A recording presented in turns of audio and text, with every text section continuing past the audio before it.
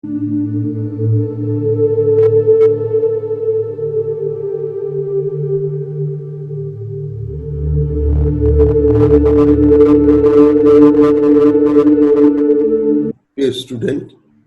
আমার কথা ছিল যে তোমাদের আজকে আমি চালকোলিথিক এবং ব্রোঞ্জ এজ নিয়ে বলবো। তোমরা জানো যে এই সময়ে মানুষের সংস্কৃতি একটি নতুন আঙ্গিকে বিকশিত হয়েছিল এবং এখানে রিলিজিয়ান অত্যন্ত স্ট্রং একটা রোল প্লে করে। এই সময়ে আমরা দেখি যে আর্কিটেকচার কি সানড্রাইড ব্রিক বা কি মানে পোড়ানো ইট, বার্ন ব্রিক আর্কিটেকচারগুলো তৈরি হয়, স্কাল্পচার নির্মাণ হয়, পেন্টিং তৈরি হয়, রাইটিং সিস্টেম হাইড্রোগ্রাফ এবং পিক্টোগ্রাফ, একটা ইজিপশিয়ান লিপি, আর একটা হচ্ছে মেসোপটেমিয়ান অথবা সুমেরীয় লিপি, এগুলো বিকাশ ঘটে। আমরা দেখি যে এখন ওয়েবিং শিল্প, যেটা কাপড় বোনা শিল্প বা কাপড়, সিল্ক, কটন ইত্যাদি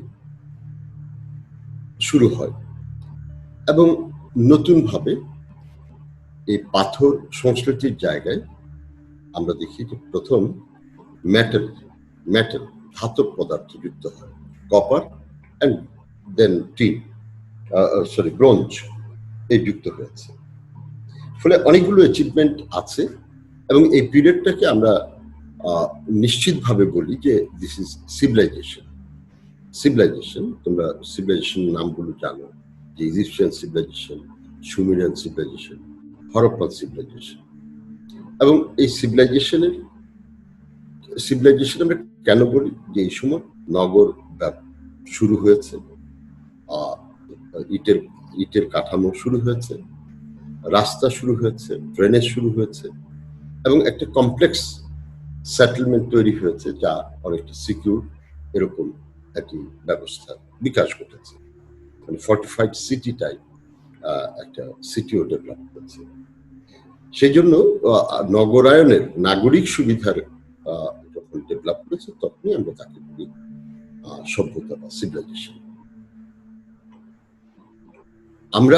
আমাদের মূল বিষয় হচ্ছে কালচারটা কেন চেঞ্জ হয়। এই যে নিওলিথিক কালচার ছিল, যে মেসোলিথিক কালচার ছিল, প্যালোলিথিক কালচার ছিল, হঠাৎ করে এই যে মানব সংস্কৃতিতে বা মানুষের সংস্কৃতিতে এই যে বিকাশটা হয়েছে, এর পিছনে কারণ কি?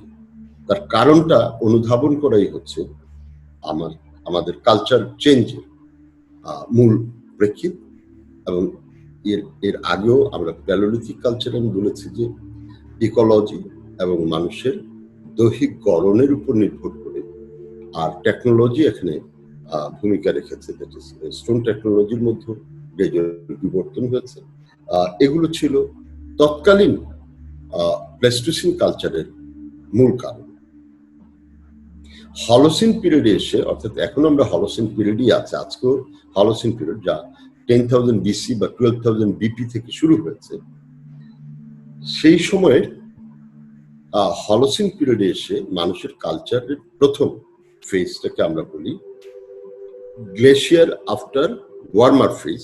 আমি বলছি যে এক সর্ট অফ নাতিশীতোষ্ণ ক্লাইমেট ছিল, প্রকৃতিতে অফুরন্ত ফসল আপনা আপনি হয়েছে, ফার্টাইল পিসেন্টে এই ফসলের অ্যাভেলেবিলিটি আমরা লক্ষ্য করি এবং মানুষ ফুড গ্রেনের উপর প্রথম ডিপেন্ডেন্ট হয় during mesolithic period, but they didn't produce because ecologically it was abundant.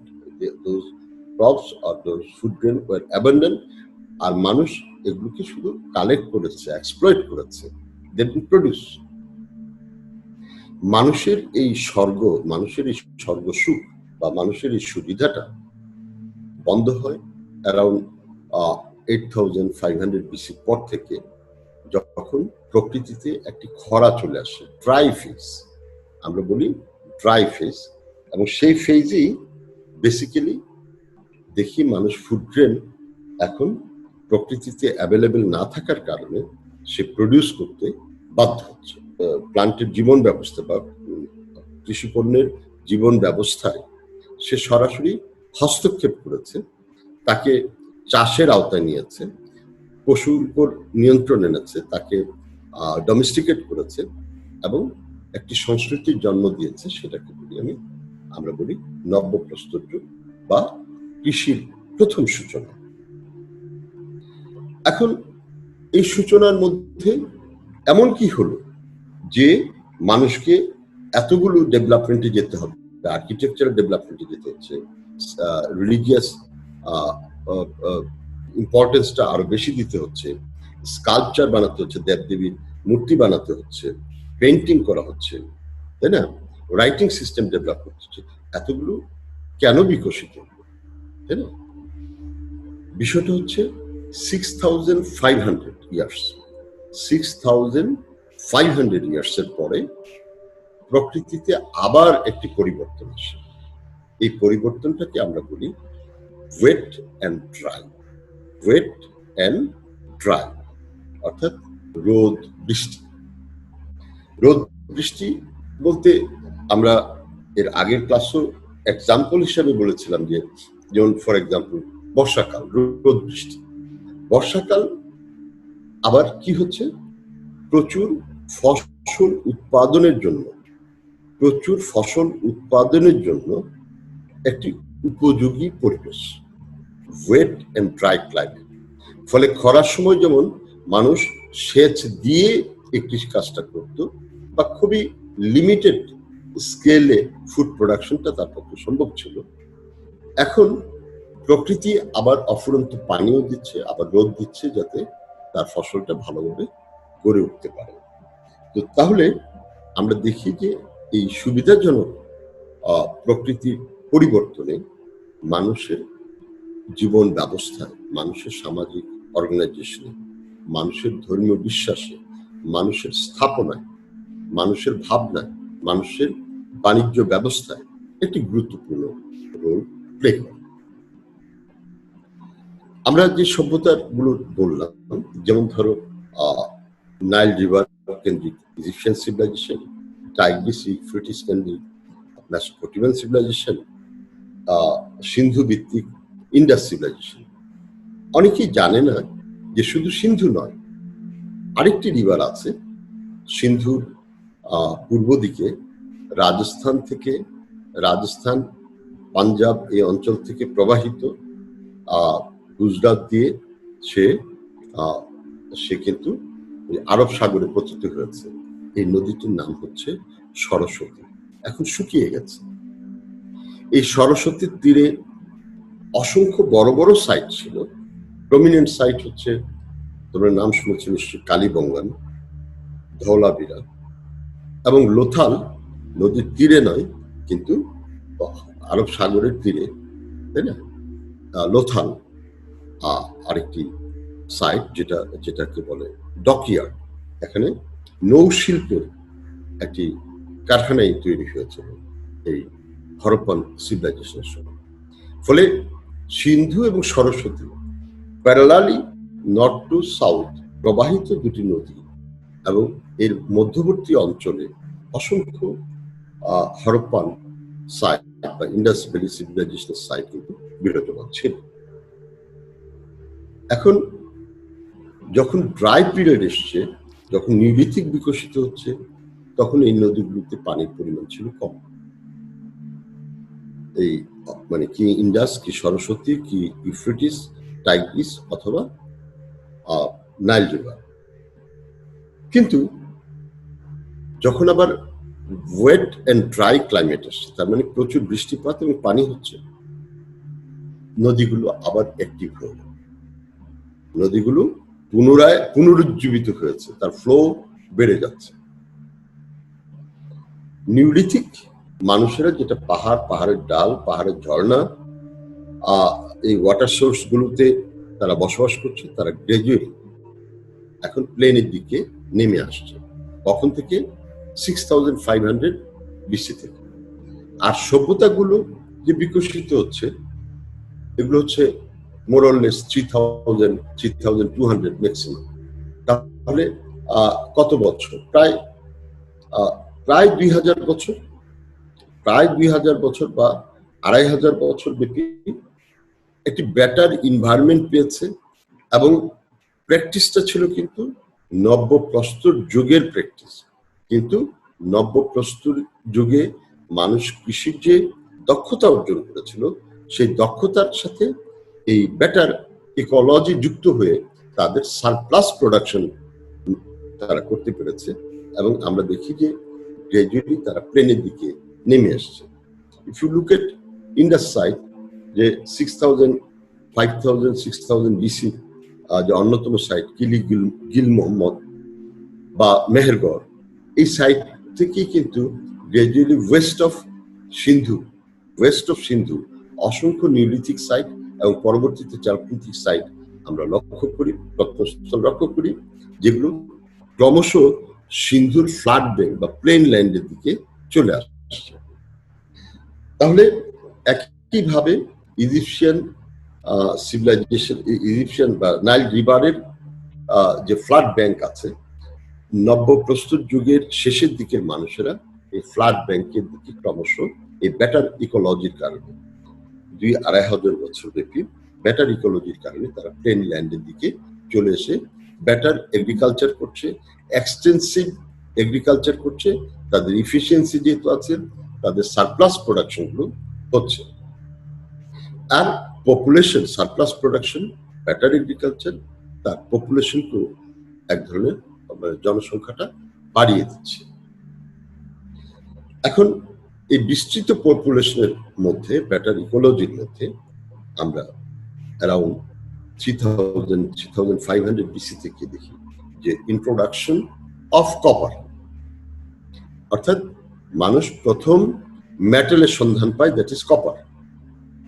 আর এই স্টোন টুলসের পাশাপাশি তারা কপার দিয়ে তারা টুলস বানিয়েছে। কিন্তু কপার ইটসেলফ হচ্ছে একটা সফট ম্যাটেরিয়াল, সেটা শেপ দিয়ে যখনই সে কোনো কিছু তৈরি করেছে, দেখা যাচ্ছে যে হার্ড সারফেসে আঘাত করলে সেটা বেঁকে যায়, অর্থাৎ ইফেক্টিভ না। এর মধ্যে মানুষ সন্ধান পেয়েছে টিন, এবং টিন আর কপার মিশিয়ে তারা কি করেছে, যে নতুন ইকুইপমেন্ট বানাতে চেষ্টা করেছে, এবং যেটাকে আমরা বলি ব্রোঞ্জ। এবং ব্রোঞ্জ বেসড অর্থনীতি যখন হয়, ব্রোঞ্জ বেসড সমাজ ব্যবস্থা যখন হয়, ব্রোঞ্জ বেসড ইন্ডাস্ট্রি যখন ডেভেলপ করে, তখনই দেখি মানুষের ইকোনমিটা ফ্লারিশ করে এবং মানুষ ক্রমশ স্ট্রাকচারাল ডেভেলপমেন্টের দিকে চলে যায়, দ্যাট ইজ সিভিলাইজেশন। এখন টিন আর কপার দুইটা পাশাপাশি কিন্তু মাইন না। আর এগ্রিকালচার হচ্ছে ফ্ল্যাট প্লেনে, যেখানে আবার টিন এবং ব্রোঞ্জ অ্যাভেলেবেল না। ফলে long distance, maybe 1000 to 3000 kilometre distance থেকে সেই মাইনগুলো থেকে এই মেটালগুলো এক্সট্রাক্ট করে নিয়ে এসছে, এবং এই সভ্যতার সেন্টারগুলোতে তারা কি করছে, সেটা প্রডিউস করছে ব্রোঞ্জ, মানে কপার এবং টিনের মিশ্রণ দিয়ে ব্রোঞ্জ তৈরি করেছে। এই ব্রোঞ্জ ইকুইপমেন্ট, ব্রোঞ্জ ওয়েপন যখন তারা তৈরি করছে, তখনই দেখি যে তাদের বাণিজ্য ব্যবস্থাটা প্রসারিত হয়। আর বাণিজ্যের সাথে সম্পৃক্ত হচ্ছে এর রেকর্ড রাখা, রাইটিং সিস্টেমের ডেভেলপমেন্ট ঘটে। এই রাইটিং সিস্টেম ডেভেলপের জন্য তখন মন্দিরগুলো একটি গুরুত্বপূর্ণ দায়িত্ব নেয়। ফলে এডুকেশনাল ইনস্টিটিউশন ছিল মন্দির রাইটিং সিস্টেম ডেভেলপ করার জন্য, যেখানে writing system, theology, ancient medicine, এর প্র্যাকটিস বা এর শিক্ষাটা এই টেম্পল বেস তৈরি হয়েছিল। আর ট্রেড এন্ড কমার্সটা বেড়ে যায়, এবং আমরা দেখি সিন্ধুর প্রোডাক্ট সুমের এবং মিশরে যাচ্ছে, আবার মিশর সুমেরের প্রোডাক্ট সিন্ধুতে আসছে। ফলে সি রুট আবার ল্যান্ড রুট, এই দুটা দিয়ে কিন্তু একটা বাণিজ্যের একটি বিকাশ আমরা লক্ষ্য করি ঘটতে থাকে। এই বাণিজ্য বিকাশের আগে সমাজে কি হয়েছিল সেটা একটু জানা দরকার। আমি বলেছি 6500 BC থেকে আপ টু 3000 BC যখন সভ্যতাগুলো বিকশিত হয়, এই এই যে প্রায় 2-2,500 বছর মানুষের সারপ্লাস ইকোনমি হচ্ছে, মানুষ তখনও নিউলিথিক একটি লাইফস্টাইলের মধ্যে সে বসবাস করেছে। আর সে কতগুলো কৌম বা ব্যান্ড তৈরি করেছে। তোমাদের যখন আমি নিউলিথিক ক্লাস করিয়েছিলাম তখন আমি বলেছি যে নিউলিথিক পিরিয়ড থেকে ধর্মটা একটা এক ধরনের প্রাতিষ্ঠানিক রূপ পায়, কিন্তু প্রত্যেকটা কৌমের বা প্রত্যেকটা ব্যান্ডের আলাদা আলাদা বিশ্বাস ছিল। কেউ হয়তো বৃক্ষের পূজা করে, কেউ হয়তো পাখির পূজা করে, কেউ হয়তো জাস্ট টোটেম পিলারের পূজা করছে, আর কোনো অ্যানিমেলকে পূজা করছে। এভাবে কিন্তু কৌমগুলোর বিশ্বাস তৈরি হচ্ছে।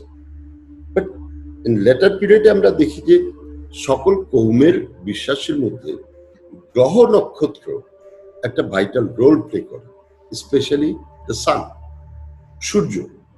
সূর্য একটা ভাইটাল রোল প্লে করে। এই সূর্যকে তারা পাখির মধ্যে দেখে, অথবা সূর্যকে তারা কোনো গাছের মধ্যে দেখে, সূর্যকে তারা কোনো না কোনো ভাবে রেসপেক্ট করে। না, সূর্য তার জীবনে বা তাদের জীবনে বা মানুষের জীবনে একটা অন্যতম ভূমিকা রাখছে। সেই কারণেই সূর্যের প্রতি মানুষের বিশ্বাস, কেননা দিন না হলে সে কাজ করতে পারছে না, কাজে কখন সূর্য উঠবে তার প্রতীক্ষায় মানুষ বসে থাকে। বিদায় সূর্য একটা ভাইটাল রোল প্লে করে। অন্যান্য গ্রহ নক্ষত্র যেমন চন্দ্র, বুধ, মঙ্গল, বৃহস্পতি, এগুলো মানে মানুষের জীবনকে প্রভাবিত করে। তোমরা জানো যে চন্দ্র জোয়ার ভাটা আনে। এক, চন্দ্র উঠলে উঠলে দেখা যায় যে বাতাস প্রবাহিত হয়। চন্দ্র উঠলে বা পূর্ণিমা হলে বৃষ্টিপাত হয়, চন্দ্রের অমাবস্যার সময় বৃষ্টিপাত হয়, ইত্যাদি মানুষ দেখেছে। ফলে তার কৃষির প্রয়োজনে এই গ্রহ নক্ষত্রগুলো সে খুব খেয়াল করেছে, এবং এই গ্রহ নক্ষত্রের উপরে তার একটা আস্থা তৈরি হচ্ছে কৌম সোসাইটিতে। এখনো কিন্তু আমি সভ্যতার কথা বলছি না। ফলে প্রতিটি কৌম তার প্রকাশটা ভিন্ন হতে পারে, কিন্তু আলটিমেটলি কোনো না কোনো ভাবে গ্রহ এবং নক্ষত্রকে সে বিশ্বাস করছে। 2000 বছর ব্যাপী একদিকে যেমন পপুলেশন বেড়েছে, একদিকে কৌম গোষ্ঠীগুলো নিজস্ব একটি গোষ্ঠীভিত্তিক রাজনৈতিক বিশ্বাসের মধ্যে, অর্থনীতি বিশ্বাসের মধ্যে বা অর্থনৈতিক প্রক্রিয়ার মধ্যে গিয়েছে।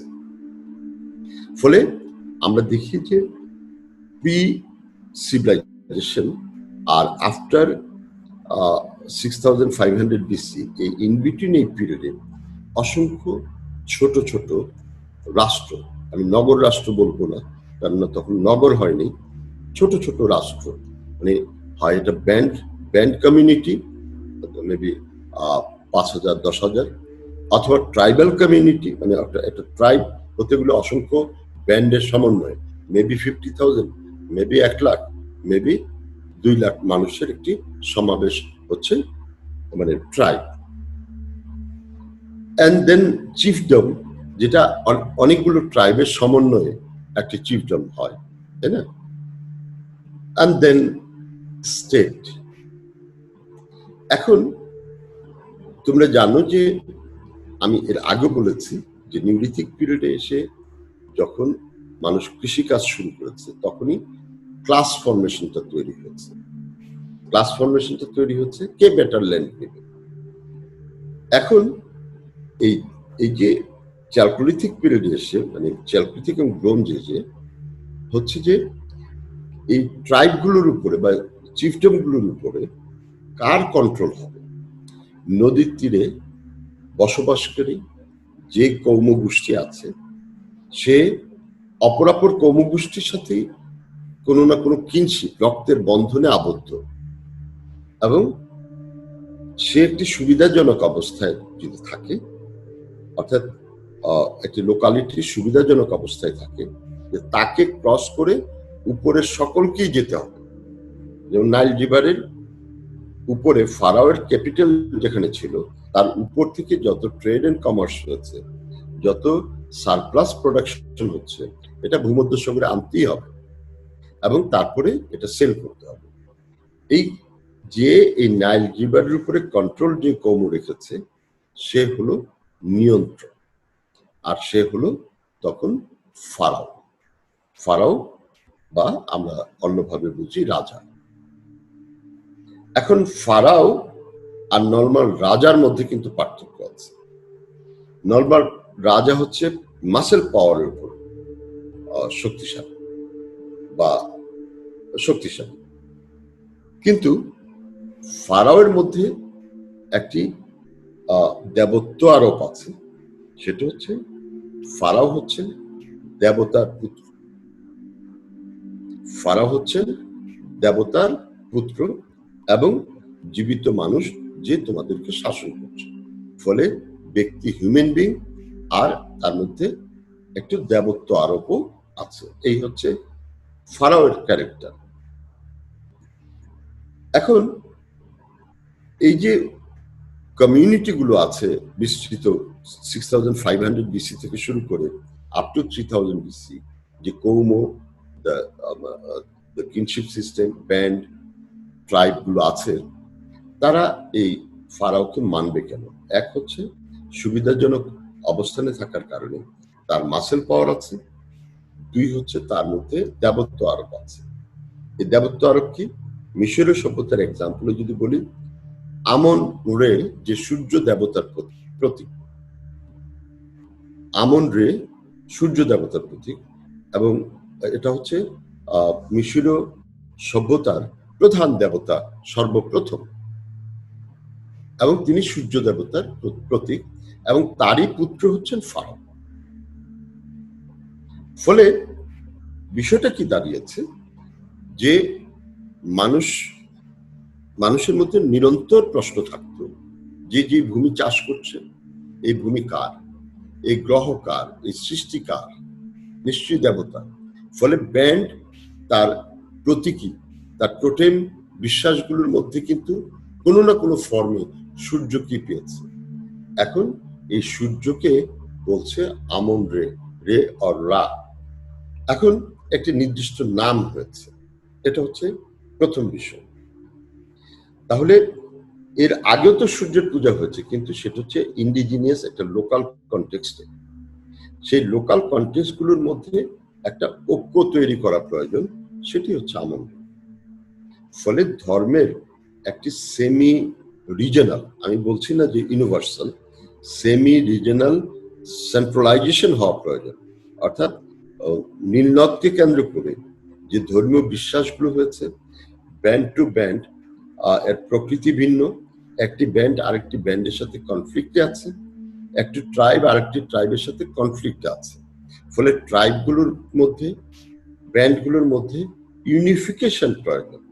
আর এই ইউনিফিকেশনের প্রশ্নেই কিন্তু সামহাও তাদের বিশ্বাসের মধ্যে রেডিক্যাল পরিবর্তন না এনে, বরং বিশ্বাসটাকে আপডেট করে এবং তার জন্য প্রয়োজনীয় মন্ত্র, প্রয়োজনীয় মন্দির, প্রয়োজনীয় মিথ ক্রিয়েট করে আমন রেখে এস্টাবলিশ করেছে আর্লি ইজিপশিয়ান কিংডম, এবং ফারাওরা এটা এস্টাবলিশ করেছে, এবং হোল পপুলেশন ক্রমশ এটা মেনে নিয়েছে। তাহলে ধর্মের একটা সেমি সেন্ট্রালাইজেশন, মানে সেন্ট্রাল রিলিজিয়ান বা ইউনিভার্সাল রিলিজিয়ান, যেমন ধরো আমাদের ইসলাম, খ্রিস্টানিটি, বুদ্ধিজম, যেটা বিশাল জনগোষ্ঠীর মানুষ এর মধ্যে ইনভলভ আছে, এরা বিশ্বাস করে, যে কারণে এটার মধ্যে একটা ইউনিভার্সালিটি আছে। একটা ল্যান্ড থেকে আরেকটা ল্যান্ডের মধ্যে ইউনিভার্সাল একটা ক্যারেক্টার ডেভেলপ করেছে, সার্বজনীন একটা ক্যারেক্টার ডেভেলপ করেছে।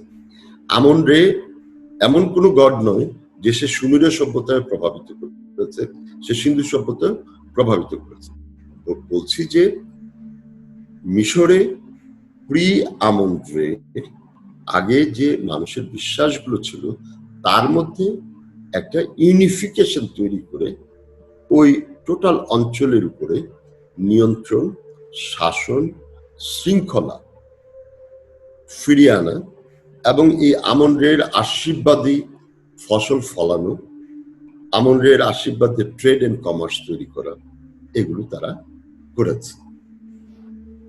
এবং এই আমন-রের পুত্র ফারাও যেহেতু, সেই জন্য ফারাওকেও তারা টোটাল জনগোষ্ঠী, ওই রিজনাল জনগোষ্ঠী রেসপেক্ট করেছে এবং তাকে মানে মানে প্রশাসনিক প্রধান হিসাবে মেনে নিয়েছে।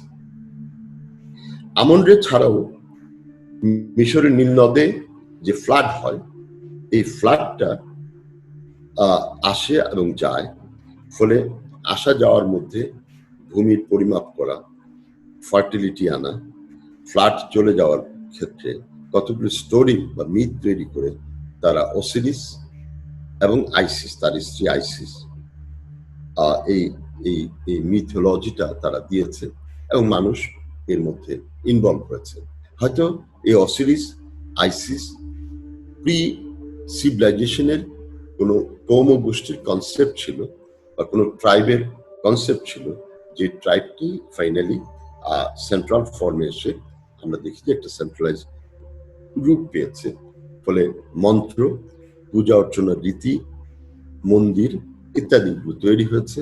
এক ক্লাস, প্রিস্ট ক্লাস তৈরি হয়েছে যারা এর মন্ত্রগুলো, এর স্টোরিগুলো মানে চিত্রায়িত করেছে, মানুষকে বলেছে এবং মানুষকে মুক্তির পথ দেখিয়েছে।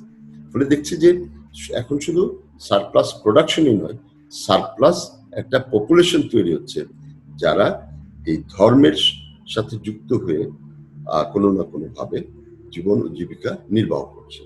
ফলে এদের মানে সাধারণ মানুষের ডোনেশন, সাধারণ মানুষের ধর্মীয় মুক্তি, সাধারণ মানুষের আত্মার মুক্তি, এই সমস্ত বক্তব্যের মাধ্যমে কিছু মানুষের কাছে অর্থ, পূজা অর্চনার মাধ্যমে অর্থ সংগৃহীত হচ্ছে।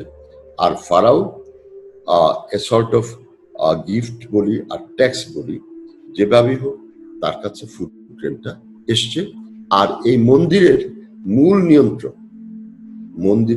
নিয়ন্ত্রক কিন্তু আসলে ফারাও, প্রিস্ট ও তার কন্ট্রোলে। ফলে প্রিস্ট এবং ফারাওয়ের একটি সুসম্পর্কের মধ্য দিয়ে আমরা দেখি অর্থ যখন কুক্ষিত হয় তখনই সেখানে মানে স্ট্রাকচারাল ডেভেলপমেন্ট হয়, যেটাকে আমরা বলি সিভিলাইজেশন। একইভাবে নীলনদ যেমন, তেমনি সুমেরও আমরা দেখি অনেকগুলো গড আছে, সামাস, এনলিল,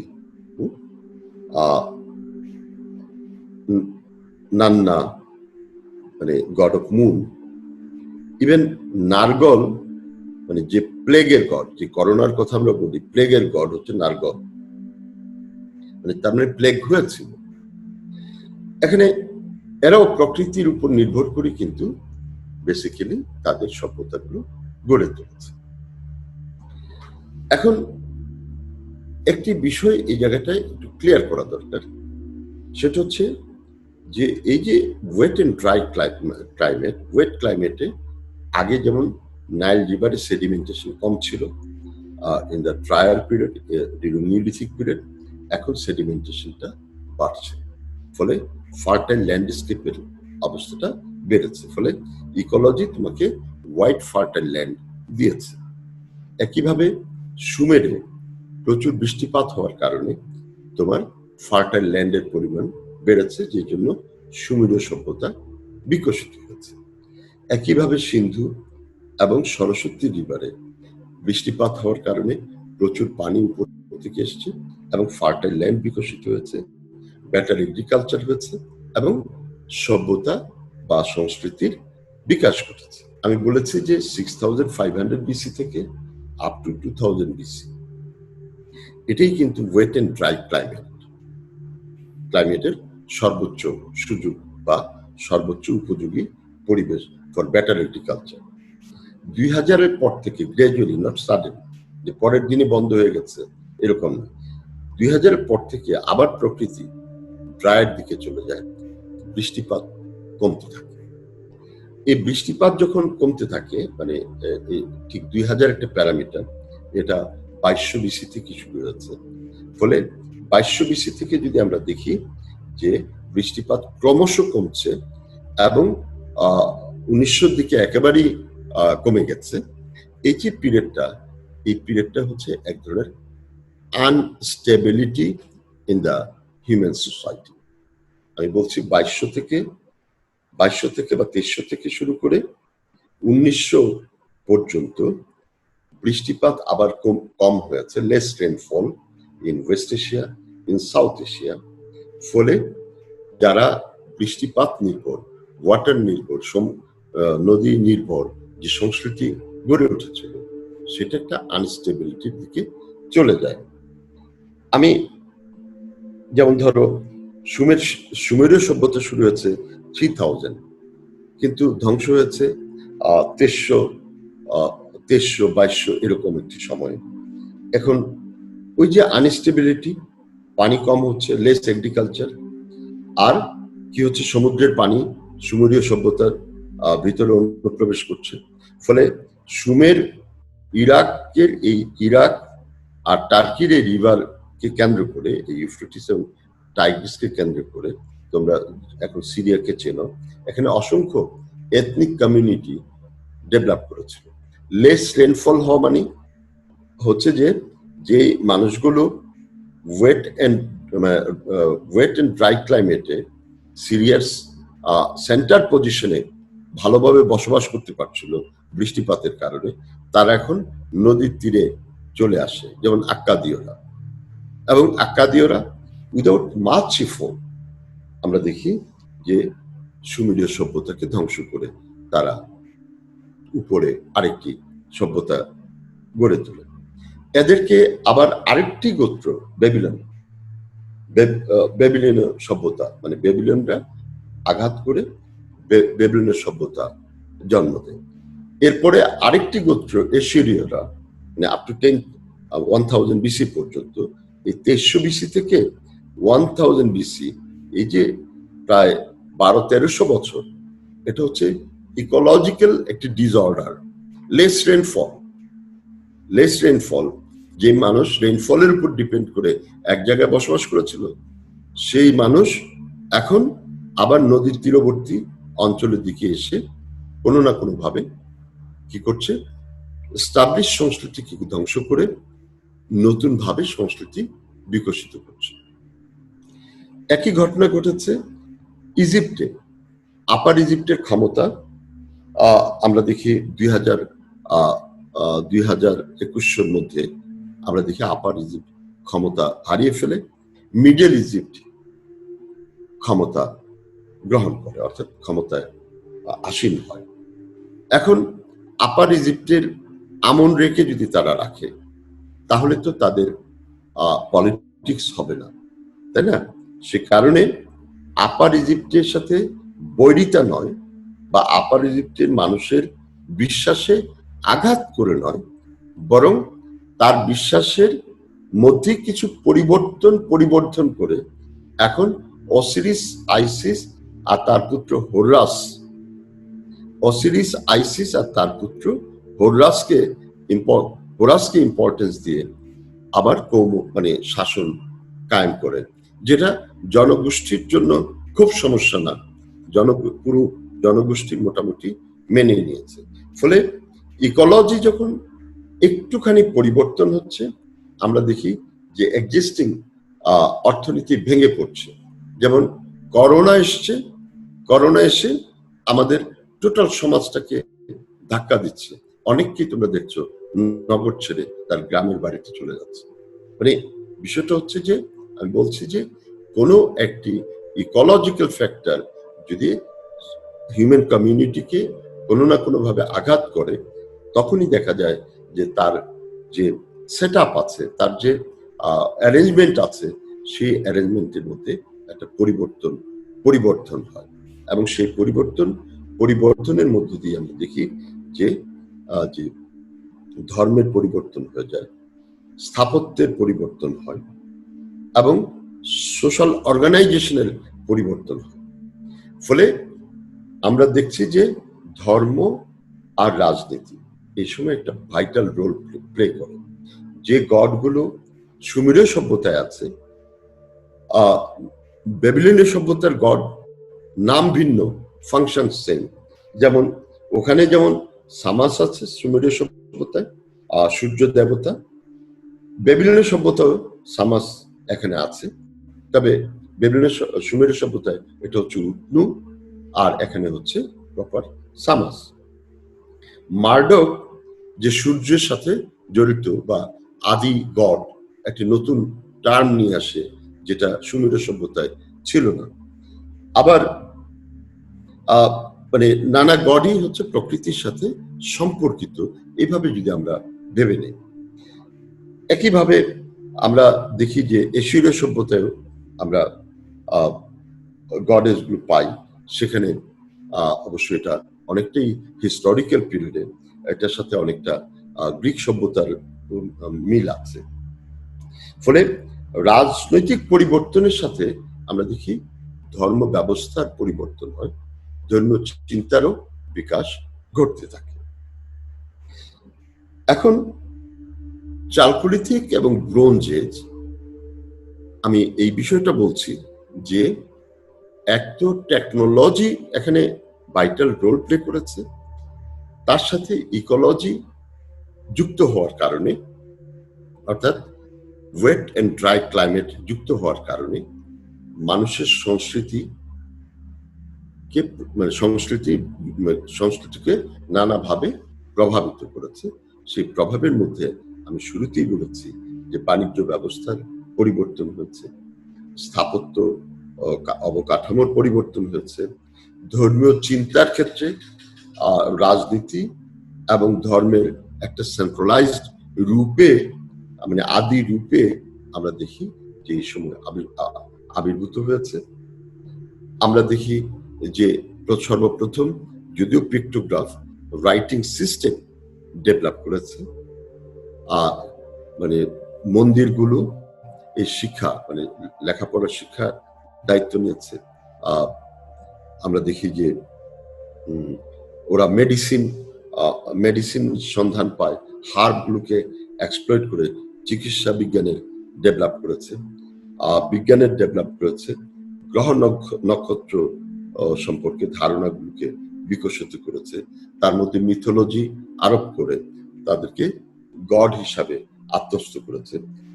এভাবে দেখি যে নিওলিথিক সমাজ থেকে এই সমাজটা একটু ভিন্নভাবে বিকশিত হয়েছে। আমি যে কথাটা বলছিলাম যে 2200-300 থেকে গ্রাজুয়ালি বৃষ্টিপাত কমছে এবং ফাইনালি 1900 বিসিতে এই বৃষ্টিপাত শেষ হয়ে গেছে। এটা হওয়ার কারণে আমরা দেখি যে টোটাল ওয়েস্ট এশিয়াতে একটা আনস্টেবিলিটি তৈরি হচ্ছে। তোমরা হিট্টাইটদের নাম শুনেছ, হিট্টাইট যারা টার্কি অরিজিনে বসবাস করত, যারা সুমের থেকে নদী পথে যে ট্রেড এন্ড কমার্সটা হয়েছে, এই কমার্সের একটা ভাইটাল রোল প্লে করেছে ভূমধ্য সাগরীয় এলাকায় এই হিট্টাইট জনগোষ্ঠী।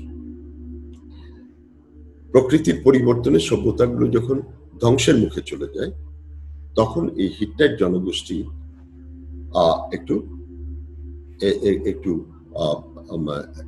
অ্যাগ্রেসিভ হয়ে ওঠে এবং বাই দিস টাইম 18th সেঞ্চুরির দিকে এই জনগোষ্ঠী আমরা দেখি যে প্রথম লৌহের সন্ধান পায়, অর্থাৎ লোহার সন্ধান পায় এবং লোহা দিয়ে তারা তীর, ধনুক, বল্লম ইত্যাদি ওয়েপন তৈরি করে, এবং which is more effective in comparison two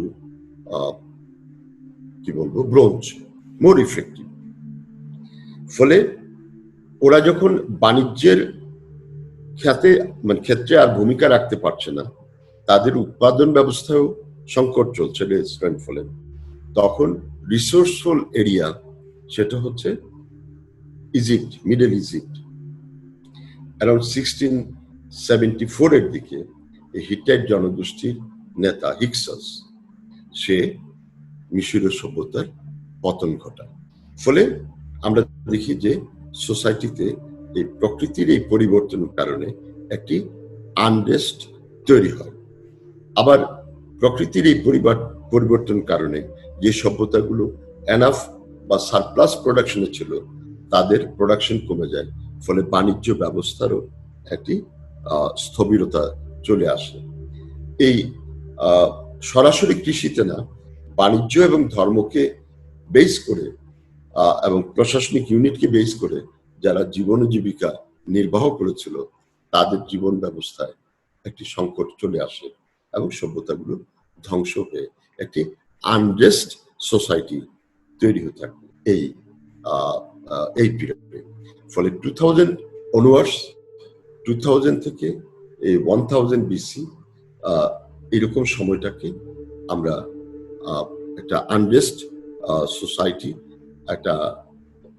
একটা লেস ইকোনমিক সোসাইটি, একটা আনরুলি হিউম্যান কমিউনিটি আমরা পাই। ইতিহাসে একে বলে ডার্ক এজ।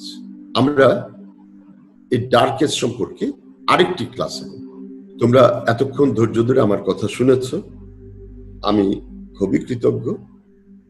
আর নেক্সট ক্লাসে আমি dark age and human society সম্পর্কে আলোচনা করব। ধন্যবাদ।